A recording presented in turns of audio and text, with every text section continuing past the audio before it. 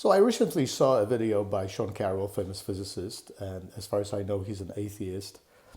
And I have a few reflections. First of all, when I listen to talks like that, and that I see people convinced of their objective knowledge and of everything, and I don't question the physical measurements or anything, but they derive a lot of philosophic conclusions, and they don't even realize.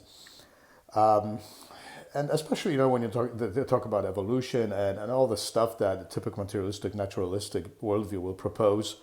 um, they forget that first of all you have to assume that the human mind is a true objective tool to understand the reality, a true epistemological tool.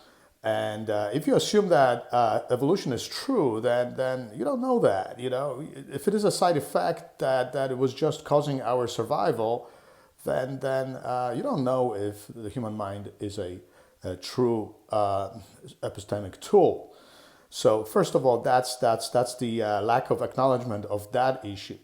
Second of all, he talks about things like information in the world, talks about the laws of nature, laws of physics. I mean, the language is really a theistic, theological language, and they forget to really acknowledge that they are mathematical philosophers that try to understand the physical reality.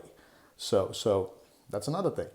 When there's a lot of conviction and emphasis on the scientific method, and I absolutely love the scientific method, but a lot of times they forget to acknowledge that the scientific method really arose from what happened in the Middle Ages when the church has rejected the theoretical armchair philosophizing of the Greeks and insisted that God could create any universe he wanted, and that we have to, and that paved the way to study what the reality really is rather than just assume that it has to fit a certain philosophic framework.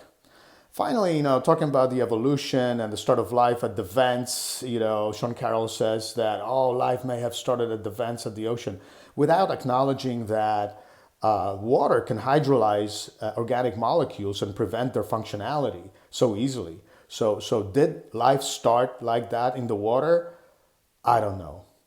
So also, the lack of acknowledgement that there are certain severe issues with neo-Darwinian theory to account for the status of life today. I don't know. They just assume a lot of things. Bye.